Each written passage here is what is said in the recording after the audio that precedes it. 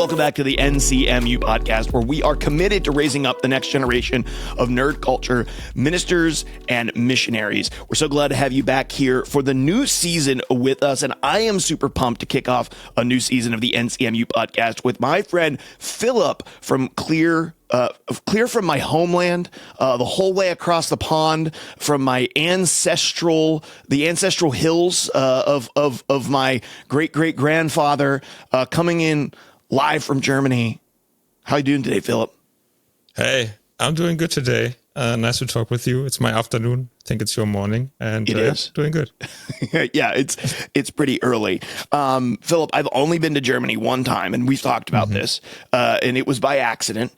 But it was amazing. It was the best bread and the best sausage I've ever had in my life. Like, really, really good.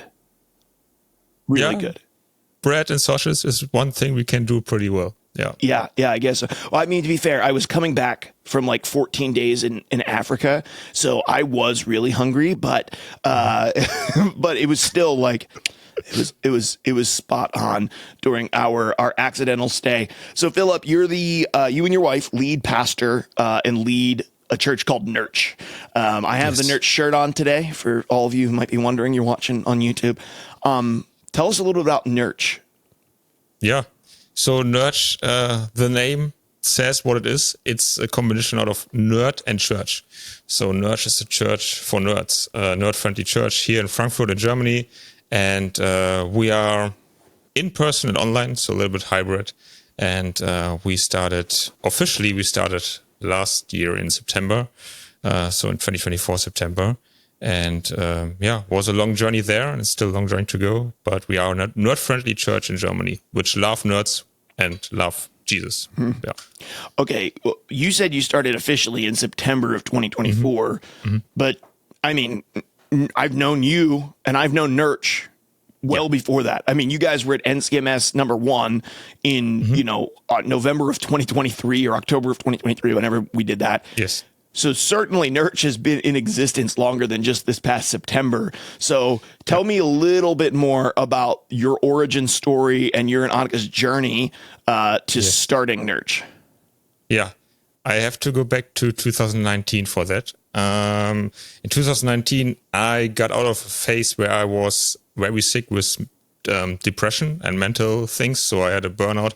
I worked as a youth evangelist, youth pastor. But I ended up with a burnout. I did some mistakes. It was my first full-time pastor job. I did some mistakes and I ended up pretty sick.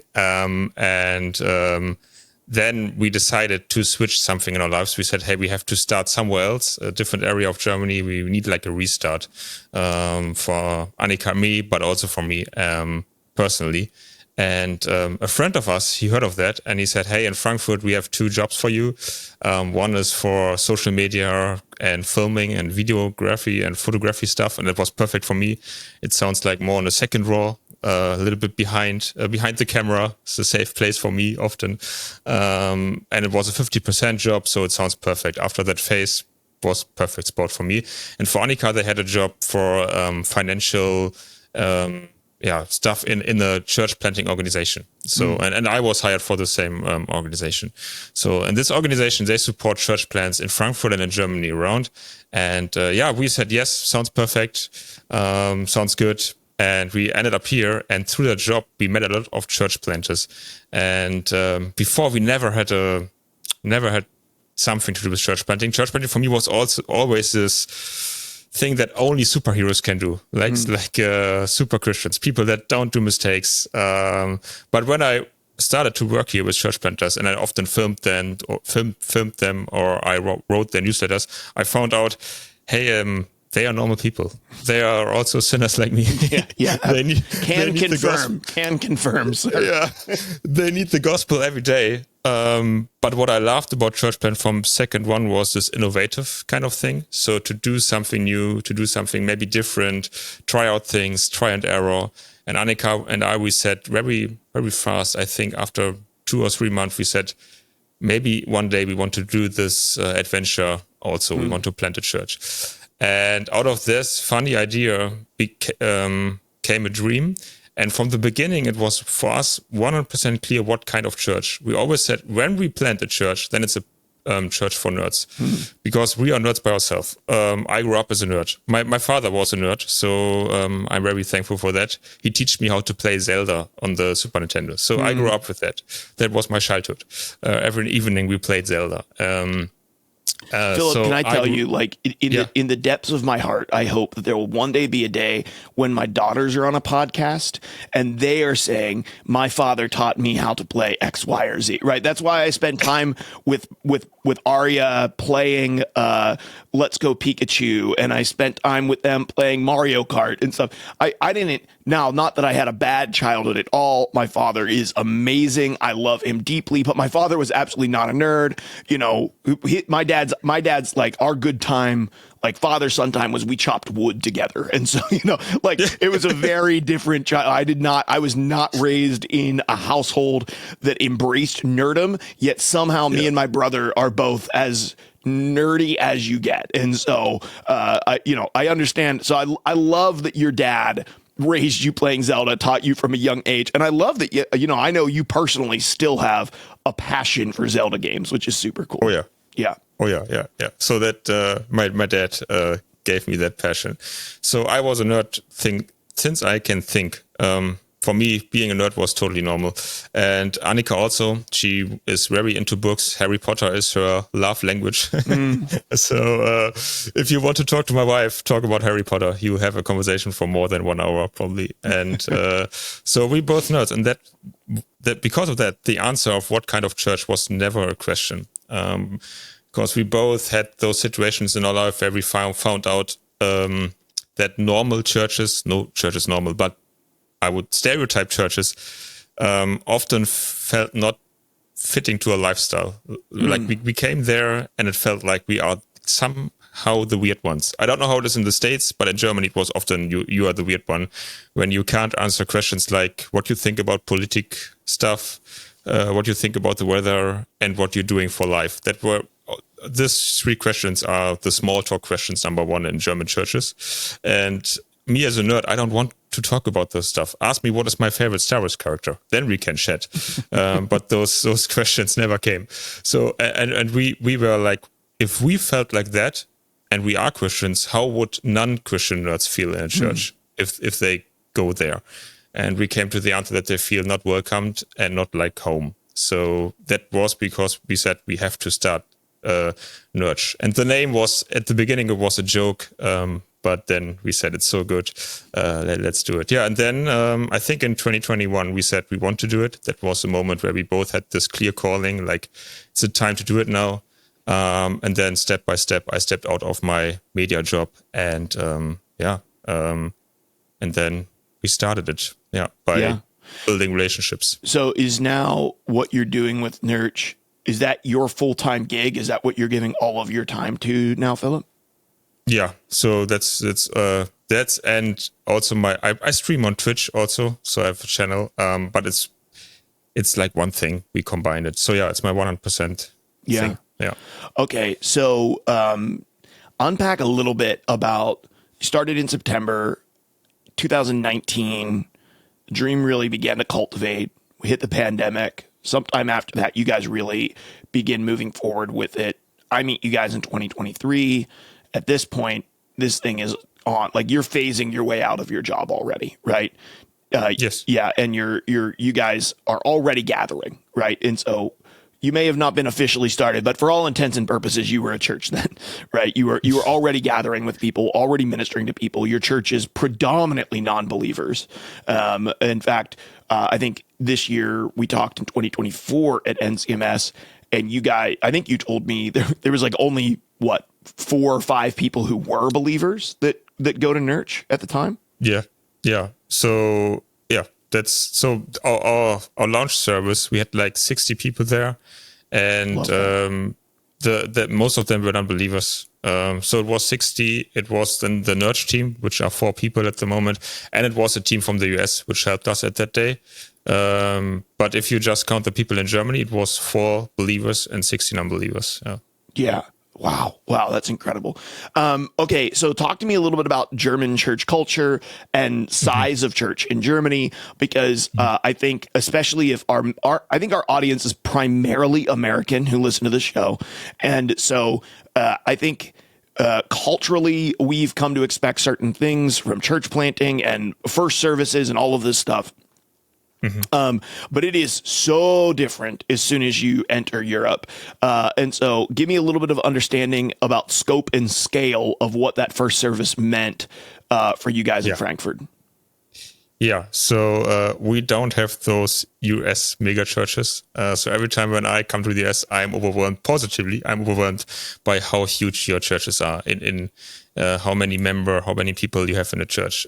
So when we talk about a mega church in Germany, it would mean something that has 100 or more people that come regular to a service. That in Germany would be already a mega church. Because Germany is it was a Christian country, and it still is officially. So our law based on the Bible, and maybe people like Martin Luther. So Reformation was a big thing here in Germany. Sure. But this shifted. So I would say Germany is one of the countries that is most non-Christian.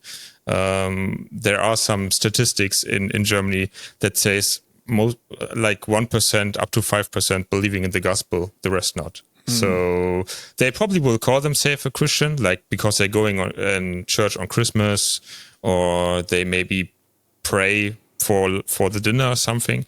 But really believing in the gospel, that is very low here. And that's why churches became very small.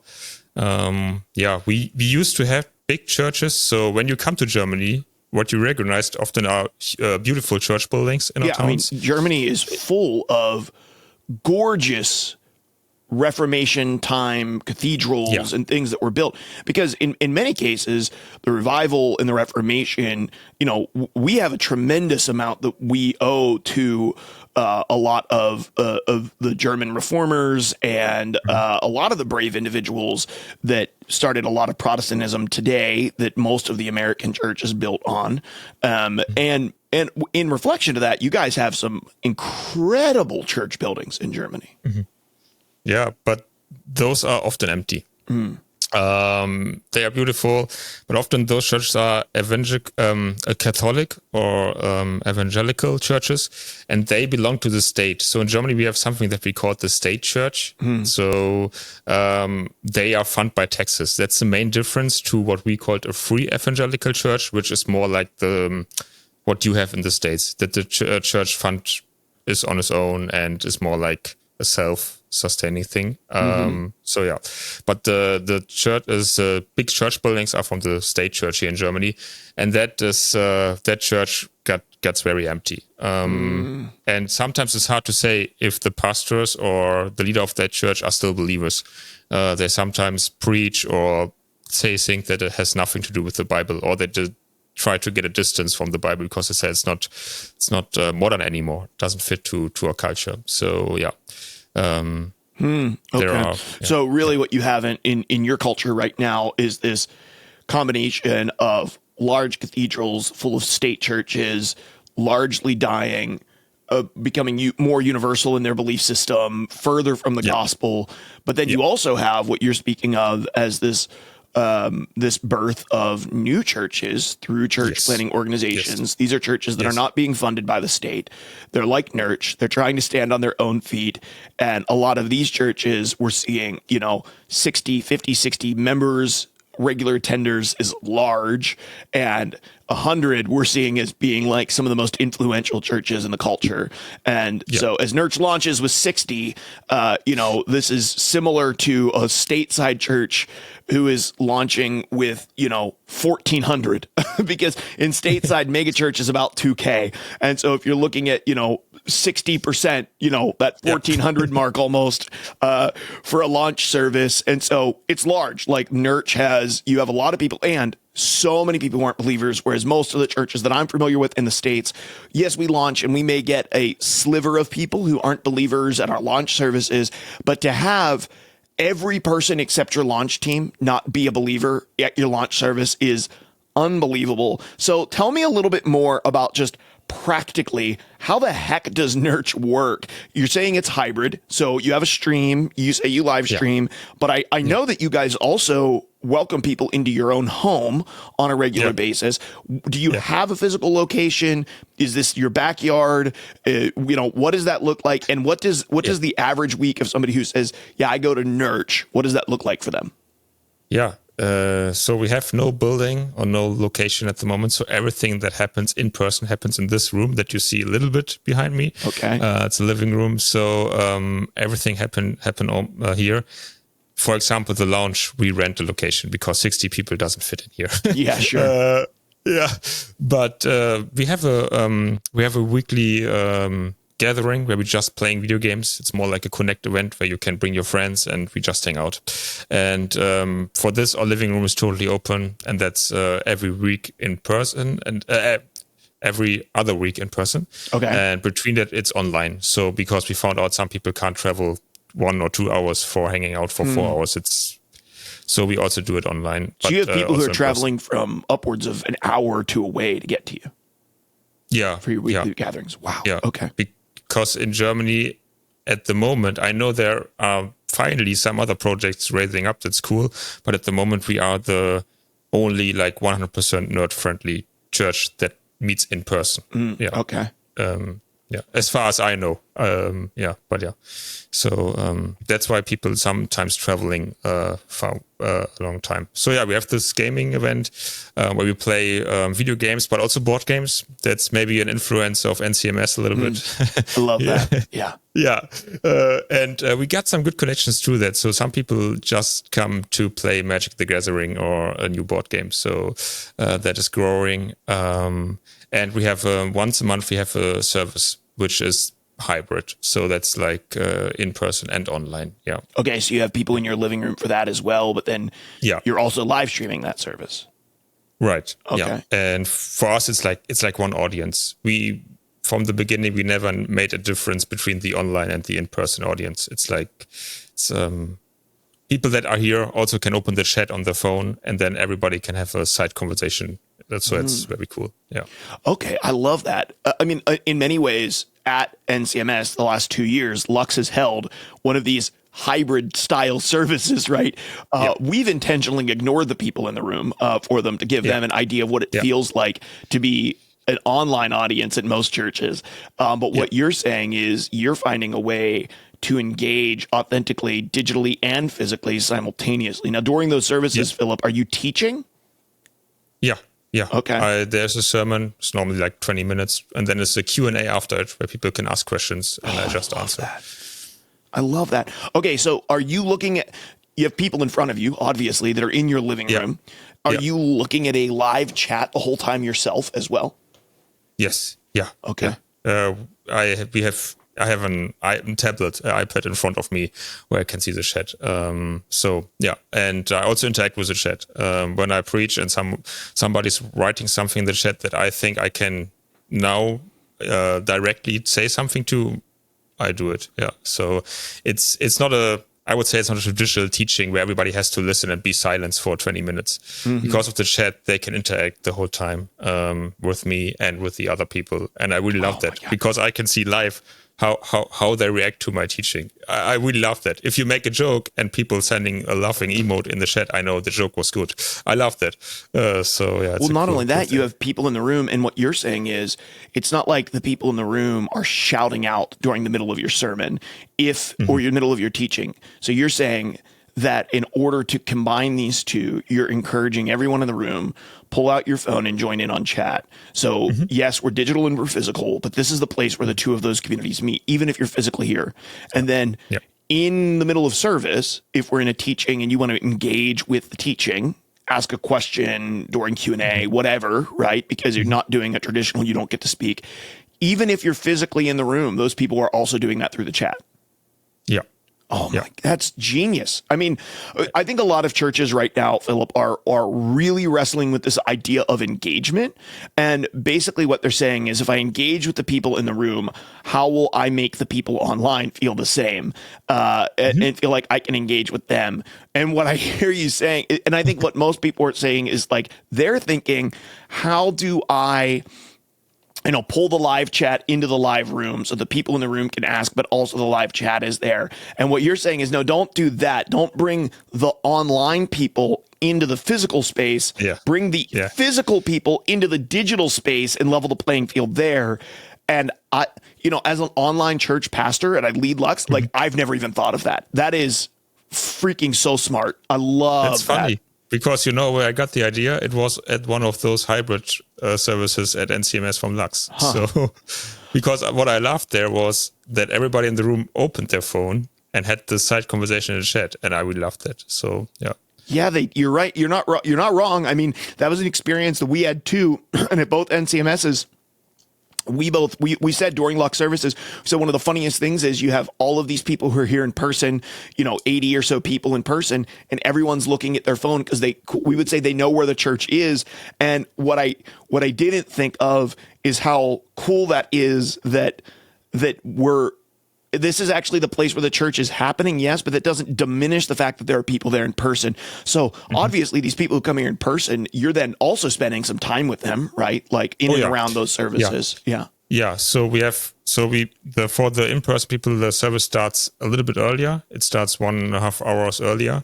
We meet in the afternoon. A little bit earlier. So 1.5 hours is an extremely long church time in America, but you're like, hey, an hour and a half earlier, come hang out with us. I love that. I think that's because of the living room character. It feels like you just visit us. And then we play games, we hang out, we talk, just small talk, and then chat a little bit. And then at 4:30 p.m., we start the service officially. And that is when the live audience come to that. And afterwards, we hang out here as long as we want. Normally we're ordering some pizza and have dinner together. And we encourage the people online to come on a Discord, because every Sunday, one from our team or two from our team are also going to on the Discord, hang out with them online. And we say also ordering a pizza. So we all eating pizza at the same time.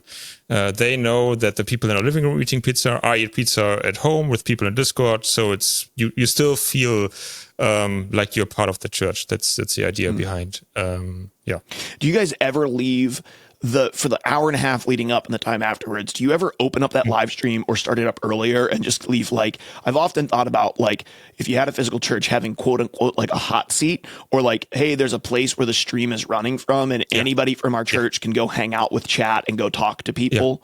And you're like rotating people through that. Have you guys ever done anything like that? We tested it out last service. It was last Sunday. Okay. We started the live stream earlier, and we had a camera there with some on a seat, and but without microphone. It was just people can sit there and, for example, make something funny, or grab a paper and a pen and write something and hold it in the camera. Like say hello or answering questions by writing. That was very funny because the live chat loves it. So we did something like that. Yeah, and you felt like that went well and kind of included the live community before the formal service started. That's interesting. And we also have in the service, we always have an element which combine those two more. Normally we play a game. Do you know the game Plate Up? It's a game where people coming to a restaurant and they can order something over the chat, and it's like a little bit like overcooking. So I played Overcooked, and I've seen Plate Up played. I think I watched Hafu on stream or something a couple of years ago. The main concept is people with the controller serve the people in the chat.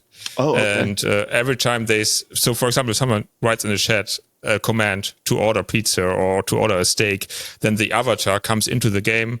The chat name is over the avatar, and then there's what he wants or she wants, and then the people that play, which are people in the room, have to bring them the food and make it like in Overcooked. And that's very funny because both audience can take a part, and it's fun to watch. So that's something we do, for example. Yeah, that's really cool. I love how creative you guys have been in hybridizing, and so and how I think that not being in the United States gives you the slight benefit of the freedom of innovation.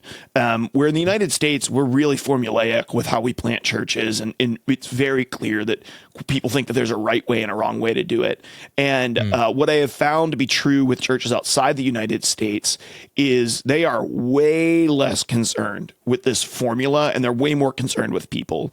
And the hybrid style of or implementation, or I don't know. I would just say that it's not even so much a style as it is, man, the way that you guys are being incarnational, I would say, with your church, in doing that in a hybrid way is really interesting. It's really innovative.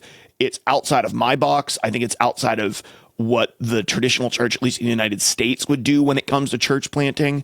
And it is exploring the way that we can blend the digital and the physical together in a way that's genuinely impactful. And I think a lot of churches in the United States who have a live stream or an online campus really need to hear. But what I also love is it's this merging of the house church as well, right? Mm-hmm. Like there's some house church movement going on where you're like, we're not just putting on entertainment for you. Come over to our house an hour and a half early. Stick around in the evening afterwards. And you guys are all doing this on Sunday, correct? Yeah, Sunday. Yeah. Oh, man.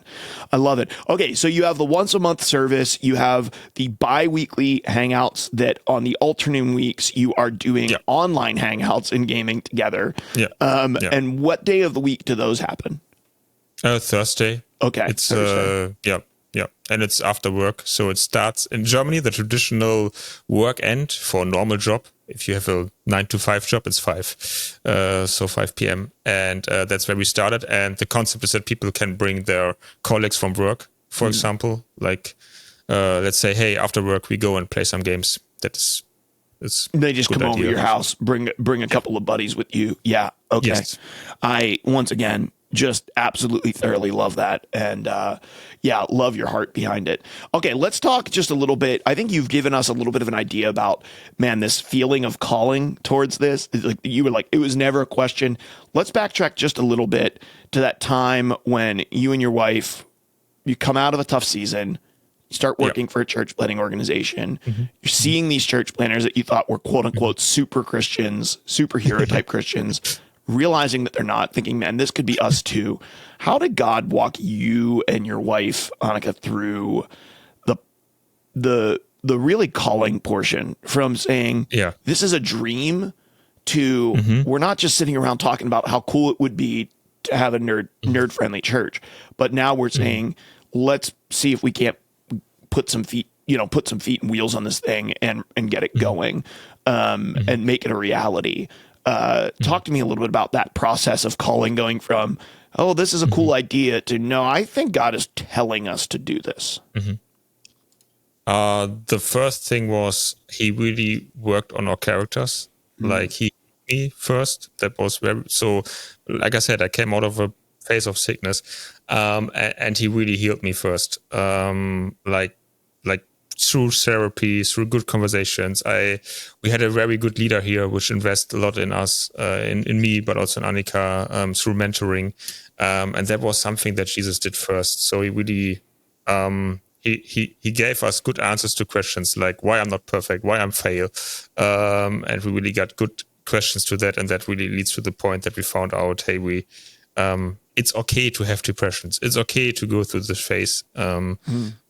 But you still loved, and you still possible through this love to do something big. And that was the first thing to understand this, that I can be a leader still, and that healed me in a good way. Then the other thing was he surrounded us by people that really spoke into our life, like the mentor I mentioned, but also other church planters, other colleagues from the church planting network. He really gave us, I always call it a family. He gave us a good family here in Frankfurt, which cared for us and surrounded us and invested a lot of us. And that was part of that calling. I think without those people around us, I would not have this feeling of this is my thing 100%, because Jesus talked through them to us. And what I also found out that was part of where I found out it's my calling. I was able to do things that are not in my comfort zone. I normally don't speak. I can speak in front, but normally what I do is trash talk. I do some jokes, and but if it has to be seriously, I always feel not sure, uncomfortable. Sure. But I'm able to do it through him, through Jesus, and that was also part of my calling. I found out I can do things out of my comfort zone or fun. Because when church planning started, I noticed someone has to pay for that. Sure. Yeah.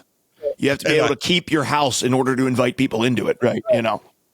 I hate fundraising, but I noticed I can do it with Jesus together, and that was part of my calling. So those three things, I think. He healed me. He surrounded us by people that really invest in us, and we found out we can do things out of our comfort zone. Leads to the clear calling, and we still have this clear calling. When people ask us, "What are you doing?" I feel so comfortable to say I'm a pastor. And in Germany, normally people, if you say I'm a pastor and then you say I'm a church planter, react like, okay, is it something seriously, or is it a cult or something? Because listen, I get it. Every church planter. If you have not been called a cult leader at some point, I'm confident you're not doing something impactful. To be honest with you, I've been called a cult leader multiple times, so I understand. But I feel so comfortable to say, I'm a pastor, I'm a church planter, and we do this crazy online hybrid in-person things for just nerds, which sounds totally like you're doing nothing or something seriously in Germany. But I feel so comfortable to say this, and that was also where I noticed, it's my calling. In no other job, I feel so sure before that this is the thing I have to do. And if I look back to my past, and the answer was a long answer, but it felt like Jesus prepared me the whole life for this one job. It sounds, it sounds maybe not. I don't know. No, it sounds for me. It sounds good because the whole everything that happened to me, good and bad things, now help me to do my job as I have to do it. So I think Jesus prepared me and Annika. He prepared us a whole life for this one thing, and that gives us a good and safe feeling to do this. Yeah. Oh man, I love that. I had one of the pieces of confirmation for me in launching Lutz in my discernment process, which took months. I was also this feeling of kind of like all of the Lego blocks coming into the right places and clicking in, right? And so I had all of these experiences and interests and passions that never clicked into church for me as a pastor. And then when I felt the pull towards Lutz and I really gave God the time to cast the vision for it, all of a sudden it was like, oh, that thing that happened to me, this thing that I'm interested in, that thing that I like, this thing that I've done in the past, this skill that I developed that I have no idea why I have. All of a sudden they all clicked into place, and it was like, oh, I actually needed all of these things. And I didn't know it at the time that this random podcast that I did, 3 years ago, that made me understand microphones and audio a little bit and how to be on a camera was actually a really important skill that I was going to need for this. And I had no idea, right? At the time. And I think one of the the confirmations of calling for me was a lot of the Lego pieces clicking into place that previously felt like, why the heck are these things even in the bag? Right. I don't it didn't look like they were going to be used at all. I had no idea why they were in the instructions. And then all of a sudden you flip the page and it's like, oh my gosh, this goes here and here and here. And it all came together. And that was a lot of confirmations. I love that you and Annika have had a similar experience with that, because that was a major point of confirmation for me. Well, as we get ready to close this thing down, we love to ask all of the guests on the NCMU podcast what they would tell themselves, their earlier self. And so it's currently, for me, it's still the morning of, but it's January the 24th, 2025. At this point, the dream to start Nerch was probably stirring in your hearts dang near 5.5, 6 years ago. So what would you tell 2019 Philip if you could tell him something today, what's the one word, the one piece of advice that you would give 2019 Philip, who's just beginning to dream about starting Nerch? Yeah. The 2019 Philip, I would say expect the unexpected. Be ready for something big, and be patient with yourself. I am a very impatient person with myself. With others, no problem, but with myself, because I'm a perfectionist, I'm very impatient, and I want to see results fast, and I want to do things fast. So I would say be patient, and expect the unexpected, even with your brokenness and with your sins, because Jesus can do something big with you. In 2019, I don't saw that I would plant a church. So that is because I would say expect the unexpected, and you can do it with Jesus. Yeah. I love that. I absolutely love that. Expect the unexpected, and also be patient with yourself. I think that every church planter can certainly get that. One of my mentors always told me, and I'm sure he got it somewhere else, you always overestimate what you can accomplish in a day and underestimate what you can accomplish in a year. And if I look back on any singular year at Lutz, I would say, holy crap, things have changed. If I look back on any singular day of my life as the pastor of Lutz, I would say, what the heck, I accomplished nothing today. But when those days add up over time, I think church planting, starting a ministry, and trusting the Lord and walking with him, a lot of us want it to be a microwave type of experience. And it might be cliche to say, it really is kind of a crock pot type of experience, right? You're putting that sucker on low, not on high, and it takes time. And even the people who you see who seem to have success overnight, right? That have hey, we had 60 non-believers at our launch service and we rented a space and it was awesome.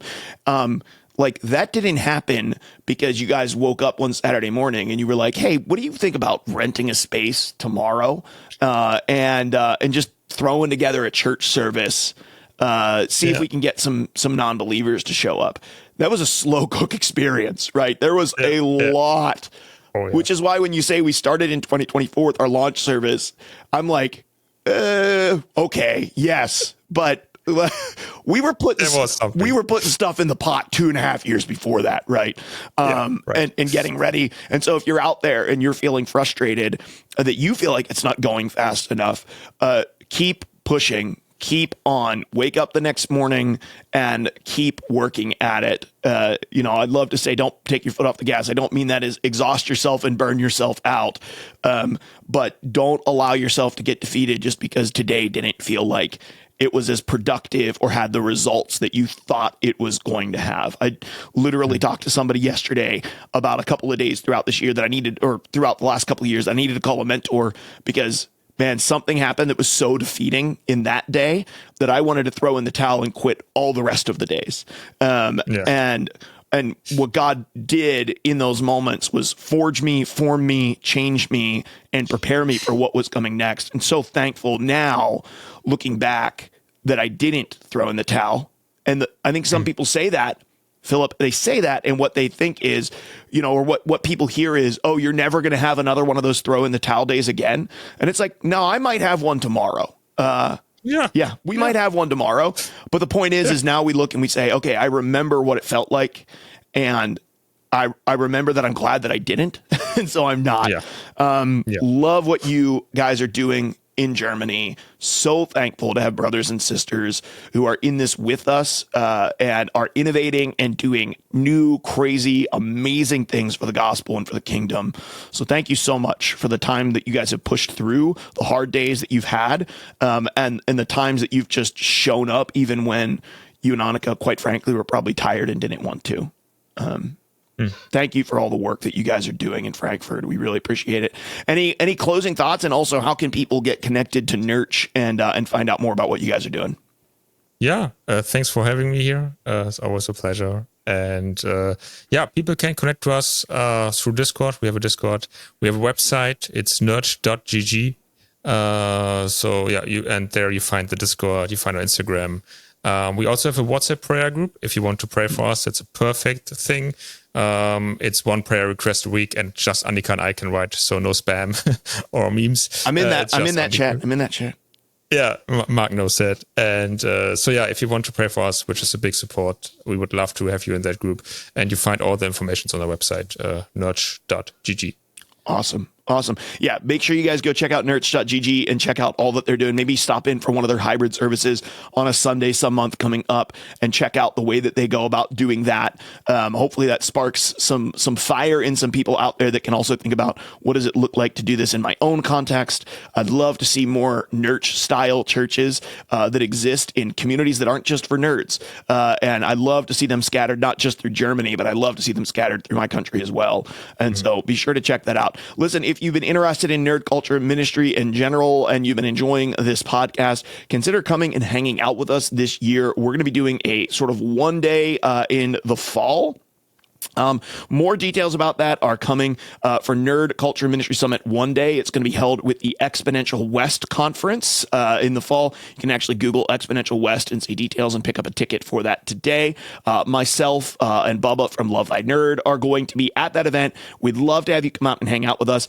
And if you missed Nerd Culture Ministry Summit 2024, all of that stuff is up over on our YouTube channel. And so we're going to go throw the link to that in the description of this episode. You can check out all of our keynote speakers and our breakouts, which should be uploaded and posted over there. And if you're like, man, I really want to take part in this event physically the next time we're doing it, that's going to be spring 2026. So keep your ear to the ground for that. Spring of 2026 is going to be the next formal full gathering for Nerd Culture Ministry Summit. We announced that at NCMS this year. That's going to do it for all of the last little minute sort of table things or, housekeeping things that need to be taken care of. Philip, once again, thank you so much for coming on the show. We really appreciate you.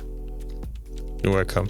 Okay, that's going to do it for us here at NCMU Podcast. As always, if you need anything or you'd like to talk more or you have a nerd ministry that you'd like to see featured on the podcast, feel free to reach out to us. We'd love to chat with you about that. You can reach out to me personally at mark@luxdigitalchurch.com. That's going to do it for this episode, guys. We'll see you on the next